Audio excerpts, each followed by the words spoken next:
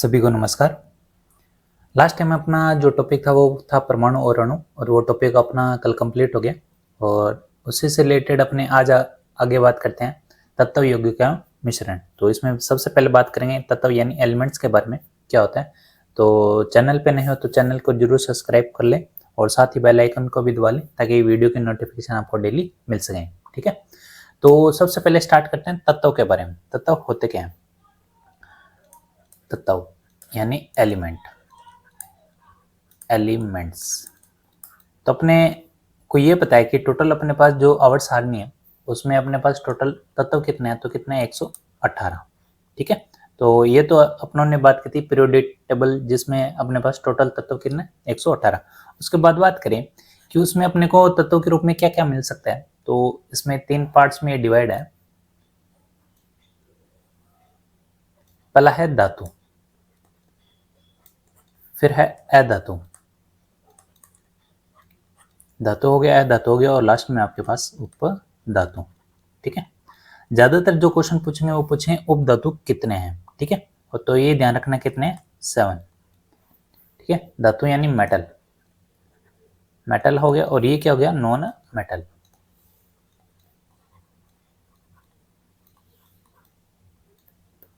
तो ये 7 है। सबसे पहले उपधातु अपने से पूछ लेंगे कि कितने हैं 7, बाकी इनका तो कोई पूछेगा नहीं, फिर भी अपने ध्यान रख लिए कितने 91। और अधातु की बात करें तो ये कितने हैं 20। ठीक है, अब सबसे पहले बात करते हैं धातु के बारे में यानी मेटल्स के बारे में। धातु मेटल। ठीक है, अब देखो धातु की बात करें तो धातु क्या होता है, वे तत्व जो इलेक्ट्रॉन त्याग कर क्या बनाए, इलेक्ट्रॉन त्याग कर क्या बनाते हैं धनायन, उन्हें क्या कहते हैं धातु, यानी इलेक्ट्रॉन त्याग कर क्या बनाते हो धनायन। ठीक है, तो जैसे अपने बात करें लिथियम हो गया, सोडियम हो गया, मैग्नीशियम हो गया, एल्यूमिनियम हो गया, पोटेशियम हो गया, कैल्शियम हो गया, और आयरन हो गया, निकल हो गया, कॉपर हो गया, जिंक हो गया। ठीक है, चांदी हो गया, सोना हो गया। ठीक है, ये कौन है सारे धातु। ठीक है, और भी प्लेटिनम हो गया, टंगस्टन हो गया, मरकरी हो गया, ये किस में आ जाएंगे धातु में। ठीक है, तो धातु में अपने बात करेंगे इसके गुण के बारे में। तो स्टार्ट करते हैं गुणों के बारे में। धातु के सामान्य गुण।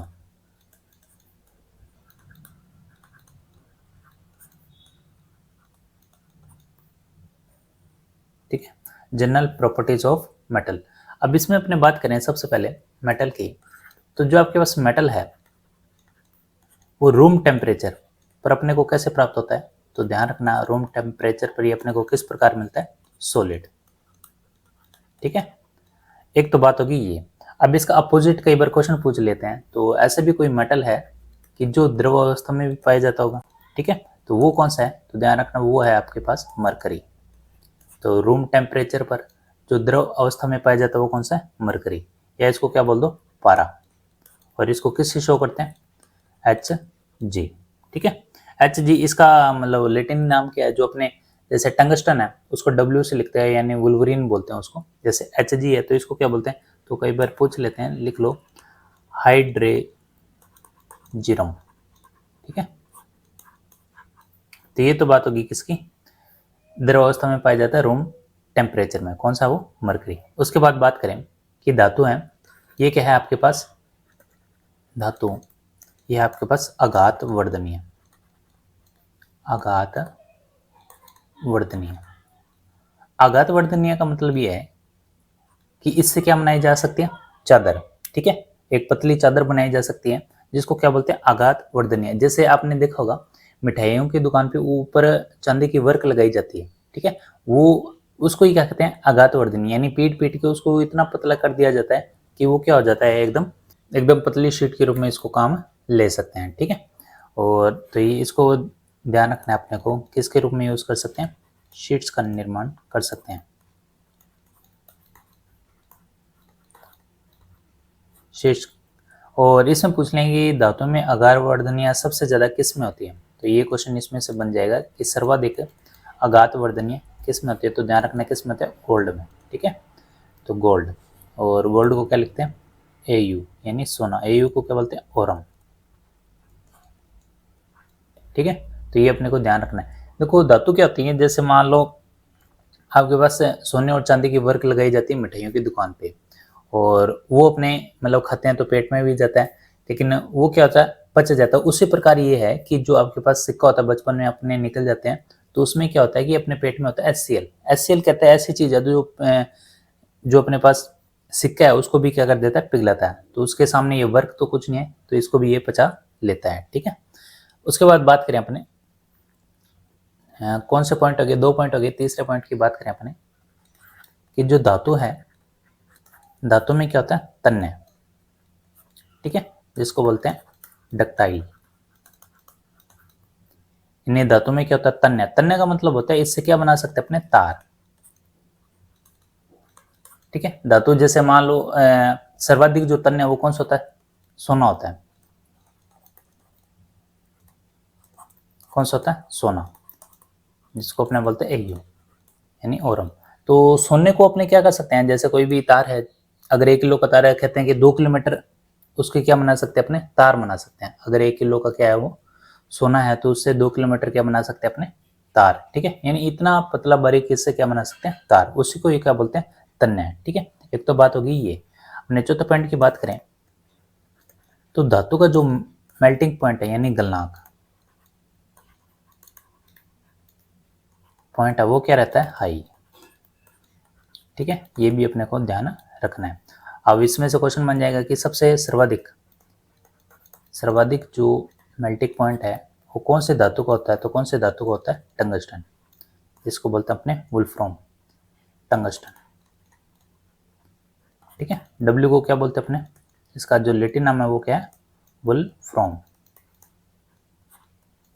तो ये तो बात होगी धातु की प्रॉपर्टीज के बारे में। और धातु में एक ऐसा भी होता है जिसको अपने हथेली पे रखें और वो बिल्कुल ही पिघल जाए। ठीक है, तो ऐसा भी क्वेश्चन है, तो ये कौन सा है, यानी हथेली पे रखते ही पिघल जाए, ऐसा कौन सा धातु है, हथेली पर पिघलना प्रारंभ कर दे। तो दो ही हैं, एक तो है सीजियम और एक है गैलियम। सीजियम और गैलियम, तो सीजियम और एक है गैलियम। ठीक है, ये ऐसे धातु हैं जो हथेली पे रखते ही क्या हो जाते हैं, पिघलना स्टार्ट हो जाते हैं। ठीक है, ये तो हो गया चौथा पॉइंट। अब पांचवें पॉइंट की बात करें धातु के बारे में, तो धातु क्या होते हैं, धातु होते हैं कठोर। ठीक है, और इसमें भी अगर पूछ ले कि सर्वाधिक कठोर कौन सा होता है, तो ध्यान रखना सर्वाधिक कठोर होता है प्लेटिनम। ठीक है, प्लेटिनम। और उसमें एक और क्वेश्चन बन जाएगा, कठोर है तो एक सॉफ्ट भी होना चाहिए जिसे चाकू से आसानी से काट सकते हैं। तो ध्यान रखना जो धातु सॉफ्ट होते हैं वो कौन कौन से होते हैं, तो धातु एक तो होता है आपके पास सोडियम और एक होता है पोटेशियम। ठीक है, ये क्या होते हैं, सॉफ्ट, यानी जिसको चाकू से भी आसानी से काटा जा सकते हैं, यानी चाकू से आसानी से क्या कर सकते हैं, कट कर सकते हैं। वो कौन से धातु हैं, सॉफ्ट। कौन कौन से, सोडियम और पोटेशियम। तो इनके अपने लैटिन नाम भी ध्यान रखें, जैसे Na को क्या लिखते हैं अपने, नेट्रियम। और पोटेशियम है, पोटेशियम को कैसे लिखते हैं, इसको के को क्या लिखते हैं, केलियम। ठीक है, ये इनके क्या है, लैटिन नाम। तो ये भी अपने को ध्यान रहना चाहिए, कई बार डायरेक्ट पूछ लेते हैं कि इसका लैटिन नाम क्या है। ठीक है, अब एक तो बात होगी धातु क्या होते हैं आपके पास, कठोर होते हैं। और एक छठा पॉइंट ये होता है कि धातु क्या होते हैं, स्ट्रॉन्ग होते हैं यानी मजबूत। ठीक है, अब उसमें एक क्वेश्चन बन जाएगा कि सर्वाधिक मजबूत जो धातु वो कौन सा है, तो सर्वाधिक कौन सा है, ये टाइटेनियम। Titanium, titanium. ठीक है, तो ये तो है किसके गुणधर्म, धातु के। तो धातु के 6 पॉइंट है। तो सबसे पहले अपनों ने बात की कि जो धातु है रूम टेम्परेचर पर कैसे होते हैं, सॉलिड। लेकिन इसमें एक ये है कि एक धातु है जो क्या पाया जाता है, द्रवावस्था में, कौन सा, वो मरकरी। ठीक है, उसके बाद धातु आघातवर्धनीय है, यानी इससे क्या बनाया जाता है, चादर बनाई जा सकती है। ठीक है, शीट बनाई जा सकती है। और सर्वाधिक आघातवर्धनीय किसका होता है, गोल्ड का।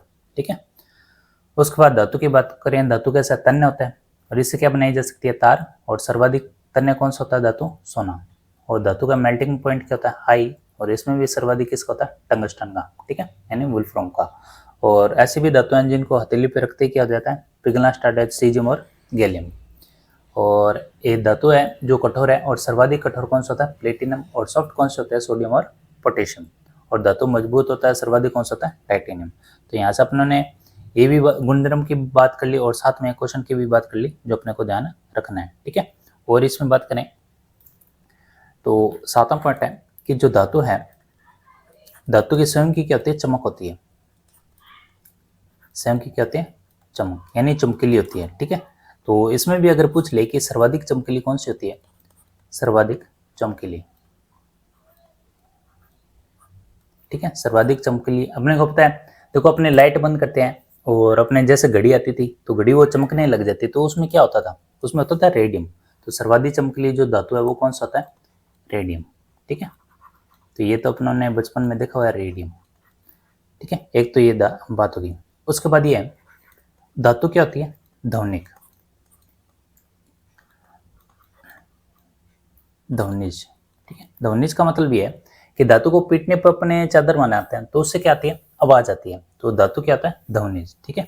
उसके बाद बात करें सबसे इंपॉर्टेंट पॉइंट, धातु क्या होता है, धातु ऊष्मा और विद्युत, इन दोनों को क्या होता है, सुचालक, इन दोनों को क्या होता है, सुचालक, यानी करंट पास करेगा, ठीक है। तो धातु ऊष्मा और विद्युत को क्या होता है, सुचालक, ठीक है। अब इसी में क्वेश्चन बन जाएगा कि सर्वाधिक सर्वाधिक यानी सर्वोत्तम जो चालक है वो कौन से धातु में होएगा, तो ध्यान रखना कौन से धातु में होएगा, वो होएगा चांदी में, ठीक है। और चांदी को अपने किस से लिखते हैं, चांदी को लिखते हैं Ag, और Ag को लैटिन भाषा में क्या बोलते हैं, अर्जेंटम, ठीक है। तो ये तो बात होगी चांदी की, ठीक है। तो ये कोई टोटल 9 पॉइंट है जो अपने को ध्यान रखना है, और इससे जुड़े जो क्वेश्चन है वो भी आपको ध्यान रखने हैं, ठीक है। तो ये तो बात होगी धातु की। आगे अपने बात करते हैं अधातु। तो अधातु में अपने कौन कौन से हैं वो फैक्ट पढ़ लेते हैं, जो है धातु में पढ़े थे उससे मिलते जुलते अपने पढ़ेंगे अधातु, ठीक है, यानी नॉन मेटल।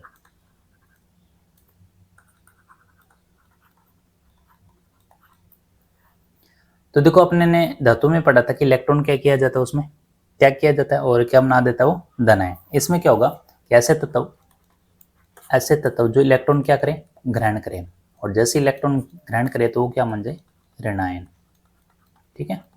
तो वो क्या कहलाते हैं, अधातु। कौन कौन से होते हैं, देखो हाइड्रोजन, कार्बन, नाइट्रोजन, ठीक है। तो ये अपने को ध्यान रखना है कि कौन कौन से आपके पास अधातु है, ठीक है।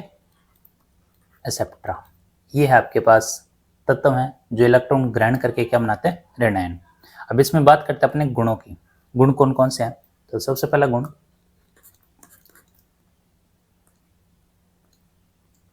पहले आपके पास जो अधातु है वो रूम टेम्परेचर पर,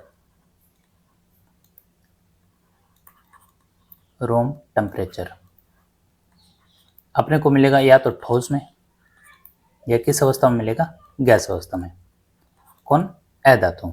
लेकिन इसमें कि अधातु ऐसा जो अपने को रूम टेम्परेचर पर कैसा मिले, द्रव अवस्था में। तो ध्यान रखना वो कौन सा है आपके पास, ब्रोमीन, ठीक है।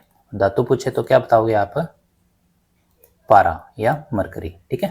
तो ये तो बात होगी अधातु की, द्रव अवस्था में कौन सा पाया जाता है, ब्रोमीन। उसके बाद बात करें अपने,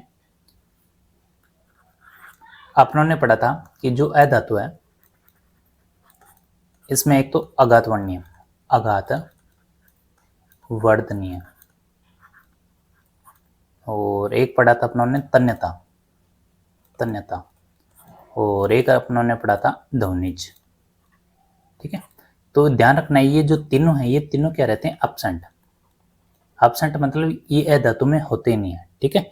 उसके बाद बात करें अपने कि अधातु में स्वयं की चमक होती है या नहीं, क्योंकि धातु में तो होती है, तो इसमें क्या होगी, इसमें एब्सेंट होगी, तो इसमें भी ये एब्सेंट रहती है, ठीक है, स्वयं की चमक नहीं होती। अब यहाँ से क्वेश्चन भी आते हैं, ऐसी भी धातु होती है जिसमें स्वयं की चमक क्या होती है, प्रेजेंट, ठीक है। तो ऐसे कौन से अधातु हैं, तो ध्यान रखना आयोडीन, आप कहोगे आयोडीन कैसे होता है? देखो एक चीज ध्यान रखना, जैसे और नमक है और जैसे टाटा के नमक है, जो ब्रांडेड नमक है वो व्हाइट ज्यादा मिलेंगे आपको, और जो अपने जैसे जैसे लोएस्ट क्वालिटी पे जाएंगे, जो 10 रुपए के अपने पास नमक मिलते हैं, उनमें देखना जो आपके पास डार्कनेस है यानी जो चमक है वो आपको ज्यादा मिलेगी। तो इसका मतलब ये है कि जो ब्रांडेड जो नमक मिलते हैं उनमें जो व्हाइटनेस होती है वो क्या होती है, ज्यादा, यानी उनमें चमक क्या होती है, ज्यादा। तो वो क्या है, अधातु। ठीक है, तो ये तो हो गया तीसरा पॉइंट। चौथे पॉइंट की बात करें अपने कि अधातु, और इसमें अपने पास बात करें कौन सा पॉइंट, मेल्टिंग यानी गलनांक। मेल्टिंग पॉइंट क्या होता है इसमें, लो होता है। ठीक है, और फिर वही क्वेश्चन कि ऐसा भी अधातु होगा जिसमें मतलब मेल्टिंग पॉइंट क्या होता है, ज्यादा। तो कौन से अधातु हैं, तो वो ध्यान रखना, कार्बन के अपर रूप, कार्बन के अपर रूप। ठीक है, तो अपर रूप में एक तो आ जाएगा हीरा और एक कौन सा आ जाएगा, ग्रेफाइट। तो इनका जो गलनांक है वो क्या रहता है, उच्च। ठीक है, और ये किस में आ जाएगी, यानी कार्बन के जो अपर रूप है धातु के रूप में, एक तो हीरा और एक ग्रेफाइट, तो इनका गलनांक क्या रहता है, उच्च। ठीक है, तो ये तो बात होगी अधातु की। ठीक है, उसके बाद 5 पॉइंट की बात करें कि जो अधातु है ये कठोर नहीं होते, कठोर नहीं होते। तो फिर वही क्वेश्चन कि ऐसा भी अधातु होगा जो कठोर भी होगा, तो वो भी किस में आएगा, कार्बन के अपर रूप में। तो कार्बन का जो अपर रूप है वो कौन सा है, हीरा। ठीक है, विश्व में सबसे जो मजबूत है धातु मिलती है वो कौन सा है, हीरा। ठीक है, और ये क्या होता है, अत्यंत कठोर। कहते हैं कि इसको हथौड़े से भी तोड़ने पर ये टूटेगा नहीं, हथौड़ा भले ही टूट जाएगा लेकिन हीरा नहीं टूटेगा। ठीक है, अत्यंत कठोर। तो ये तो बात होगी अपने 5 पॉइंट की अधातु के रूप में। उसके बाद बात करें, एक रहेगी अपने पास चालक वाला, है ना। अधातु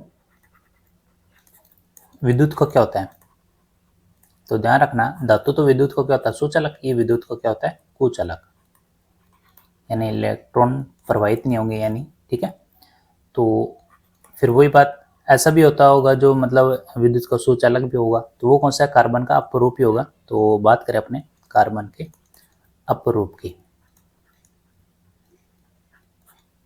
तो वो कौन सा होगा, ग्रेफाइट, ग्रेफाइट। और ये क्या होगा, विद्युत का कुचालक, सॉरी सुचालक। ठीक है, कुचालक तो यानी अधातु होते हैं, तो उसका अपोजिट जो अपने पास ध्यान रखना है विद्युत को सुचालक, वो कौन सा होता है, ग्रेफाइट। तो ये तो थे 6 पॉइंट अधातु से रिलेटेड, और अपने ने उससे पहले धातु के जो अपने गुणधर्म पढ़े वो भी इंपॉर्टेंट है, और ये भी अपने पास इंपॉर्टेंट है। तो ये अपने को ध्यान रखने हैं कि आपके पास गुणधर्म कौन कौन से हैं। तो कई बार इनमें से फैक्ट पूछ लेते हैं आपसे कि कौन से हैं। ठीक है, तो ये तो बात होगी धातु और अधातु के गुणधर्म। उसके बाद बात करेंगे अपने कि आपके पास धातुओं के रासायनिक गुणधर्म, वो तो थे सामान्य यानी जनरल जो गुण होते हैं जो अपने को ध्यान रखने हैं। एक बात करते हैं धातुओं के रासायनिक गुणधर्म।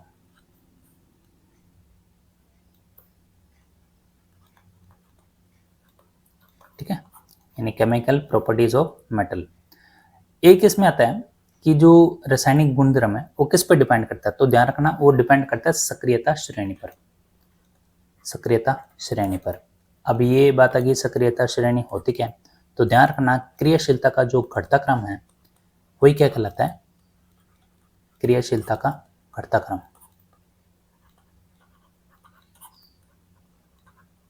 वो क्या कहलाएगा, सक्रियता श्रेणी। यानी क्रियाशीलता पहले ज्यादा है फिर कम है फिर कम है, ऐसे कम होती जाएगी। ठीक है, तो वो अपने धातुएं पढ़ लेते हैं, वो धातुएं कौन सी है, तो ध्यान रखना।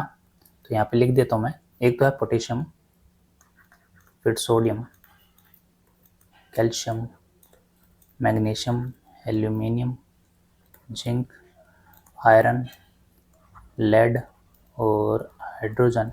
उसके बाद बात करें 1 2 3 हाइड्रोजन तक आ गया। उसके बाद अपने पास आ जाएगा कॉपर, फिर मरकरी, चांदी, सोना और टंगस्टन, और लास्ट में आ जाएगा प्लेटिनम। ये है घटते क्रम में। ठीक है, तो ये है क्रियाशीलता का घटता क्रम। अब इससे रिलेटेड अपने इसको याद कैसे रखेंगे, तो ट्रिक से अपने याद रख लेते हैं इसको कि एक माली है काशीनाथ, और काशीनाथ का क्या है, एक बाग है आलू का मान लो या आम का, ठीक है।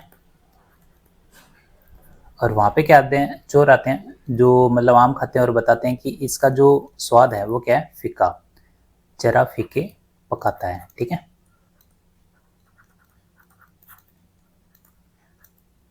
उसके बाद जैसे ही माली आता है तो माली कहता है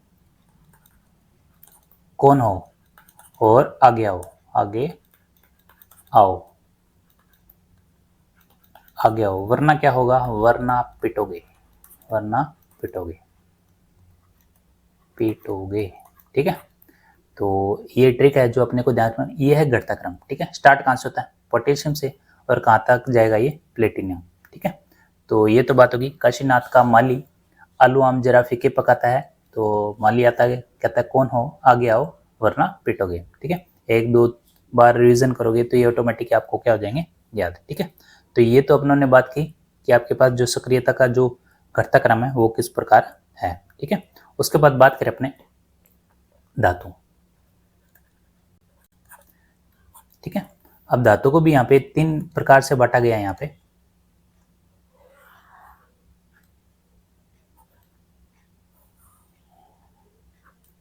एक तो होता है उच्च क्रियाशील धातु, उच्च क्रियाशील धातु। एक होता है मध्यम क्रियाशील धातु और एक होता है निम्न निम्न क्रियाशील धातु, ठीक है।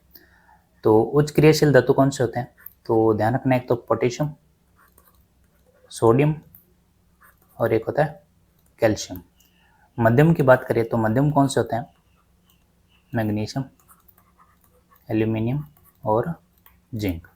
और निम्न की बात करें तो निम्न क्रियाशील जो धातु हैं, क्रियाशील धातु, एक तो Fe, जो बाकी रह गए वो इसमें आ जाएंगे आपके पास, कॉपर और यानी लास्ट में आ जाएगा टंगस्टन और प्लेटिनम। बाकी जो रह गए वो किस में आ जाएंगे, निम्न क्रियाशील धातु में। तो ये तो फिक्स है कि मध्यम में इतने और उच्च क्रियाशील में इतने। ये एक तरह से मान लो नखरों की बात, जैसे मान लो दो दोस्त हैं और चाय पीने के लिए जाएं और एक है ये हार के चाय पीने का मन हो रहा है अपने चलते हैं, तो वो साथ के साथ चला जाता है, इसका मतलब वो क्या है, उच्च क्रियाशील यानी ज़्यादा नखरे नहीं की। दूसरा मध्यम, उसको बोला कि चाय पीने चलते हैं, वो कहता है नहीं नहीं यार काम है मेरे को घर पे जाना है, लेकिन फिर वही बात वो कहता है कि कोई नहीं पैसे मैं लगा दूंगा, साथ चल तो सही, तो वो साथ में चला जाता है। इसका मतलब वो कौन सा, मध्यम नहीं, थोड़े से नखरे की, लेकिन उसने पैसे भी तो दिए हैं, ठीक है। उसके बाद निम्न क्रियाशील धातु है। निम्न क्रियाशील का मतलब ये है कि उसको पैसे लिए भी बोल दो आप, वैसे भी बोल दो कि साथ में चलना है, लेकिन वो बोलेगा नहीं नहीं मैं घर पे जाऊंगा मेरे को काम है, तेरे को पीना है तो पी, नहीं तो मैं चला जा रहा हूँ, ठीक है। तो ये है जो ज़्यादा नखरे करने वाले हैं, निम्न क्रियाशील धातु वाले, ठीक है।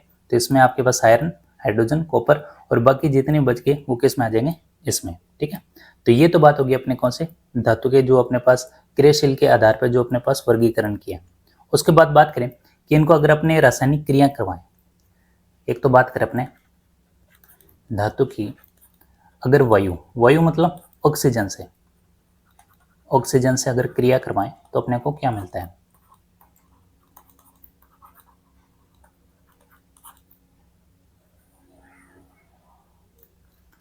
तो ध्यान रखना, अगर धातु की अपने किससे क्रिया कराएं, ऑक्सीजन से, तो धातु की ऑक्सीजन से क्रिया करवाएंगे तो अपने को क्या मिलेगा, धात्विक ऑक्साइड।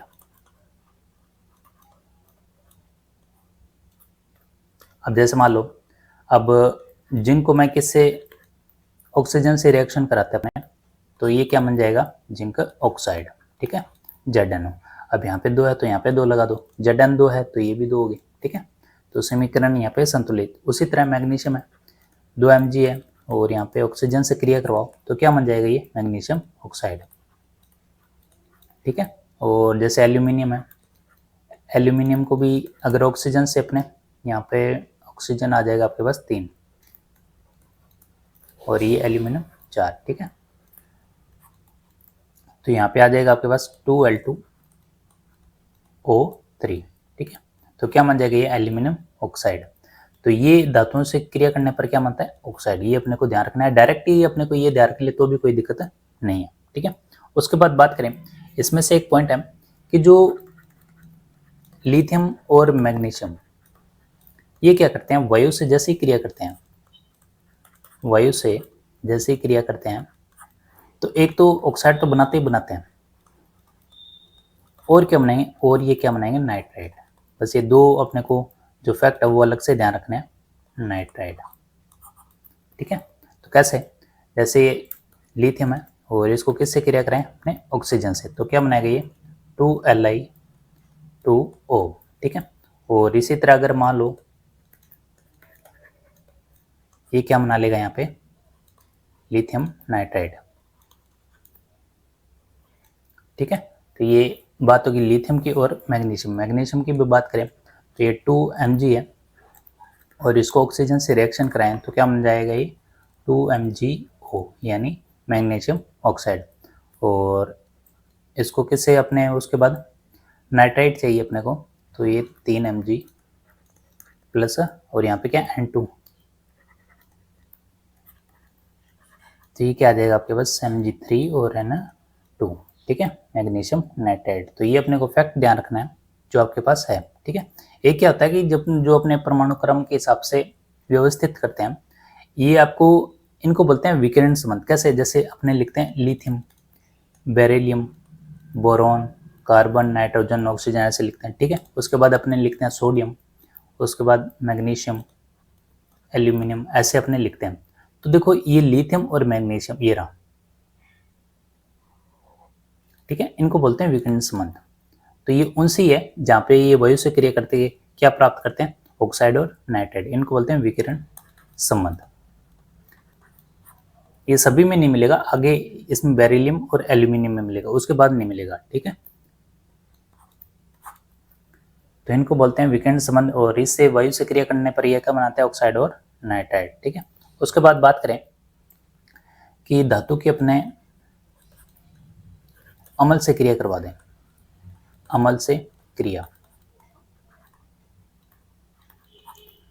धातु की अगर अमल से क्रिया कराएंगे तो क्या प्राप्त होगा, तो ध्यान रखना, धातु को अगर अपने अमल से क्रिया करवाएंगे तो इसमें अपने को लवण और क्या प्राप्त होगा, H2 गैस क्या होगी इसमें मुक्त, ठीक है।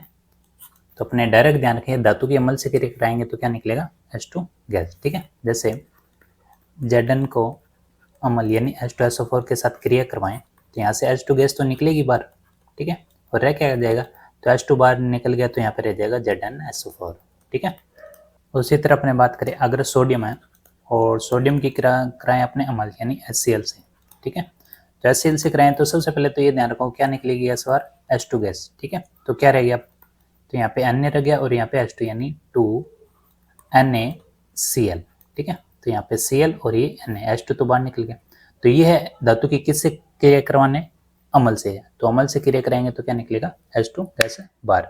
तो कल अपने बात करेंगे इस पे आधारित और कि जल से क्रिया कराएंगे तब क्या होगा, और अधातु से भी रिलेटेड अपने बात करेंगे कि अमल से क्रिया कराएंगे तब क्या होगा, ठीक है। उसी तरह बात करेंगे वायु से क्रिया कराने पर क्या होगा। तो ये सारे के सारे जो फैक्ट है वो अपने पढ़ेंगे नेक्स्ट क्लास में। तो इस क्लास में आपको ये आज की वीडियो कैसी लगी जरूर बताएं और शेयर भी जरूर करें और साथ ही सब्सक्राइब भी करें। और जो भी अपनों ने पहले टॉपिक पढ़ा है परमाणु और अणु, साथ के साथ उनको रिवीजन कर सकते हैं, क्योंकि केमिस्ट्री ऐसा टॉपिक है पढ़ने में तो वो चीज़ें आसान है, लेकिन कुछ जैसे फैक्ट हैं वो अपने को पढ़ने में क्या रहेगा, अगर रिवीजन करेंगे प्रैक्टिस करेंगे तभी वो काम आएगा, क्योंकि उससे छोटे मोटे जो न्यूमेरिकल बनते हैं उनको प्रैक्टिस करेंगे तभी वो समझ में आएगा, ठीक है। तो मिलते हैं नेक्स्ट वीडियो में नए कॉन्सेप्ट के साथ, धन्यवाद।